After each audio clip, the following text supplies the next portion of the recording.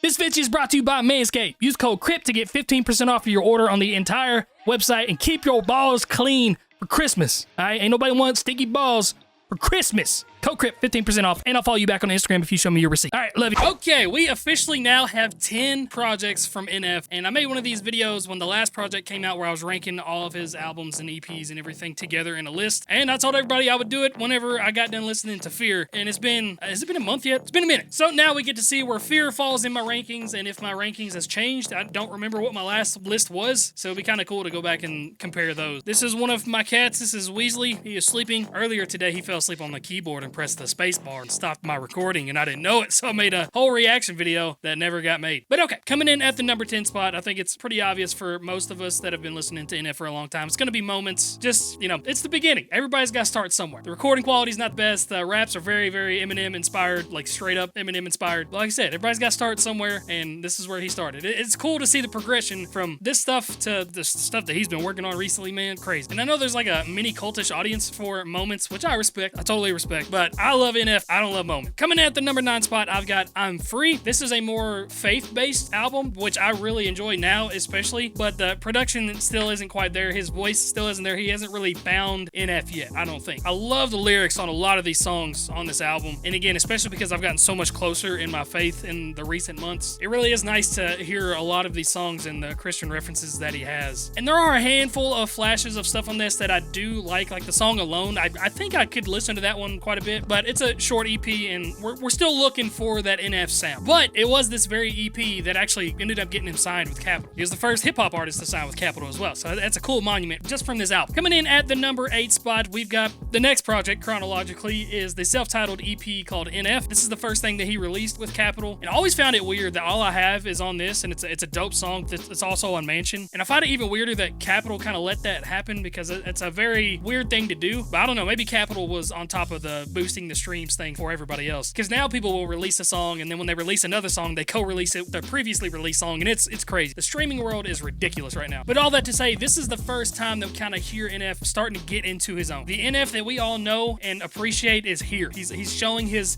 form being built, and it's crazy the quality difference from this in I'm Free, because you could just hear the production value, the mixing value, everything has increased drastically from signing with Cap. I mean, even the artwork, like everything just boom. This is an example of an artist getting a good deal when signing with a label. They took him from zero to hero pretty quick, it looks like. And now we get to number 7, and what is crazy to me is that 7 through 1 are so close to me. I don't know any other artist in history, maybe Hobson, maybe Tech 9, have this many albums that are so close in resemblance to my likability. That's how dope these projects are. But number 7, I'm gonna stick with Mansion down here. Again, I'm not trying to go chronologically. This is just how it's working out right now, which honestly pains me because I'm still in love with the song Mansion. I still remember the very first time that I heard that, and I was like, this is a masterpiece of a song. He does still sound very young on this album, like he hasn't perfected the way that he delivers his voice like he does now, which is strictly why it's still down here at number 7. Can you imagine Mansion being the 7th best album? What other rapper, man? Like, if they did Mansion, it would be their top 3 album, but not our guy. And now here's where things just get absolutely torn apart in my heart. And I'm saying this strictly off of re-listenability, okay? If I'm in a sad mood and I need something to relate to, this album is number 1. But because I try to stay out of that mood as best as I can, oh god, I don't want to say this. The number 6 spot, I have Fear. A lot of people might be struggling from recency bias on this because it's the newest project that he's done, and obviously you're gonna love that new sound a lot because it's new. But also I can kind of justify it because it's only 6 songs, okay? So that's why we're doing it. It's spot number 6 because it's only 6 songs. Does that make sense? I love the project, guys. I really do. Fear is such a great song. Like, the song Fear, still stuck in my head to this day. Still play it a lot, and I still play Give Me a Reason a lot. But the other songs on it are just so heartbreaking, and I just can't play them. I can't do it. I don't want to be sad all the time. I don't want to walk around heartbroken because our guy Nate's heartbroken, okay? It makes me feel so much for him. Coming in at the number 5 spot is... I really should have wrote this down before I did the video. Actually, I think I'm gonna say Therapy Session. I love the song Therapy Session a lot. I love the album. You're gonna hear a lot of the same justifications from me. I love this song, I love this song, I love this album, but it's this spot. I'm really just basing it off what I listen to on a normal daily basis right now. Again, I really like a lot of Christian references in this one. The song Therapy Session, Real is on this, Oh Lord is on this. What else was this album? How Could You You Leave Us? Oh man, but it's got the song Grind. All right, and I know a lot of people like grinding, but I gotta be in the mood for grind. At the number 4 spot, I'm gonna go ahead and put in Clouds right here, even though Clouds is my second most listened to of this stuff. Again, completely just contradicted my justification from the previous spot. But Clouds, it's a rapper's EP, okay? So that's why I like it so much. There's so many bangers on this, so many replayability songs. Plus, it's got my favorite features of all time, my dream collabs, Hobson and Tech 9. It's a zero skip album for me, guys. Even though I'm not the biggest fan of like Drifting and then the second part of Layers, I still am not gonna skip those songs. Coming in at the number 3 spot, I believe I'm gonna rock with Hope, his most recent full-length project, and there's no recency bias here. Again, zero skip album. Probably got one of my favorite beat rap combination tracks ever from any of his stuff with Careful featuring Corday. But it's also got one of my favorite emotional songs from him with Running. I almost cried. Did I cry in that reaction? I know I still get really teary-eyed and get emotional with that song. A lot more so now because of fear and like backtrack and stuff that's happened. It just hurts. It hurts. The whole thing hurts. But I mean, songs like Hope and Motto, my wife and I just scream Motto all the time. She took me to a concert during the Hope tour. I'm very partial to Hope, okay? So many dope beats and Pandemonium, Suffice. And then the song Bullet, it relates so much to me and my wife. Like, just a lot of relatability on this for me. Might even be number 2. I don't know. I can't put it in number 2. I know what my number 1 is. My number 1 still hasn't changed. But it's a very close number 2 because that means that number 2 is going to be Perception. Again, zero skip album. And I feel like this is really where the NF cinematic universe grits its teeth in. Is like, all right,